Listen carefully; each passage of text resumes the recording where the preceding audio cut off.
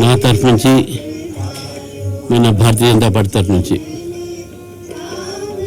PV Narasimha Rao గారు దేశంలో ఆర్థిక సంస్కరణ తీసుకొచ్చారు అనే విషయాన్ని అందరికీ తెలుసు. కానీ ఈరోజు కూడా కాంగ్రెస్ పార్టీ పివి గారి కన్నా ఎక్కువ ఇది తెచ్చింది మన్మోహన్ సింగ్ గారు అని చెప్పేసి కూడా ఆ కుటుంబం ఎప్పుడు చెప్తూ ఉంటుంది.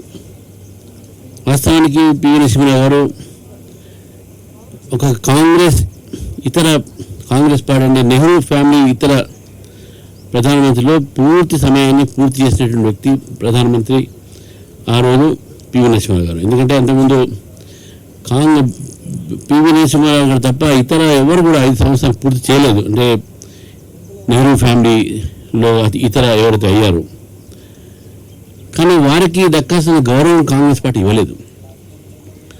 దక్కాల్సిన గౌరవం ఈరోజు సంజయ్ గాంధీ గారికి మాత్రం ఢిల్లీలో వారి యొక్క అంతిమ సంస్కారాలకు ఒక స్థానం ఇచ్చారు. కానీ పివి నరసింహారావు గారికి కాంగ్రెస్ హెడ్ క్వార్టర్స్లో కూడా వారి భౌతిక కాయాన్ని తీసుకుపోనీయలేదు. ఇది పివి నరసింహారావు గారి కుటుంబానికి కాదు, మొత్తం తెలుగు వారికి, ముఖ్యంగా తెలంగాణ వారికి ఇది చాలా పెద్ద అవమానం. కాబట్టి కాంగ్రెస్ పార్టీ ఎప్పుడు కూడా పివి గారిని అగౌరవపరిచింది. ఎప్పుడైనా వారిని ఎప్పుడు కూడా గౌరవపరచలేదు, అవమానపరుస్తూ ఉంది.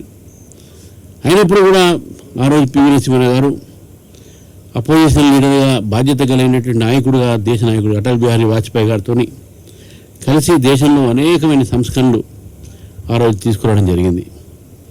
ముఖ్యంగా పివి నరసింహారావు గారు ప్రతిపక్షానికి కూడా వారు విలువ ఇచ్చి ఆ రోజు వాజ్పేయి గారిని యునైటెడ్ నేషన్స్లో కాశ్మీర్ విషయం మీద మాట్లాడడానికి భారత ప్రభుత్వ ప్రతినిధిగా పంపించడం జరిగింది.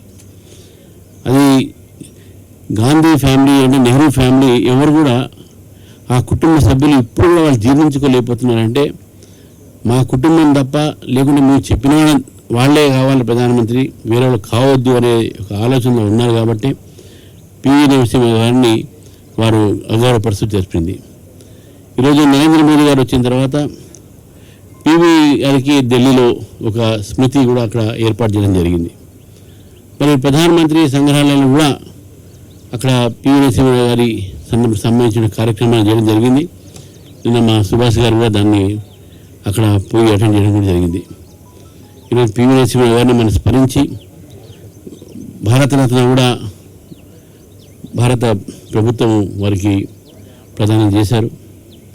మరి ఇటువంటి ఒక నేపథ్యంలో ఈరోజు పివి నరసింహారావు గారిని మనం స్మరించి తెలంగాణ కోసం వారు చేసినటువంటి కష్టపడినటువంటి ఒక తెలుగువారి కోసం కష్టపడినటువంటి ఒక వారి ప్రయత్నాలు, వారి యొక్క జీవితం మనం గుర్తించాల్సిన అవసరం ఉన్నది. వారి జయంతి సందర్భంగా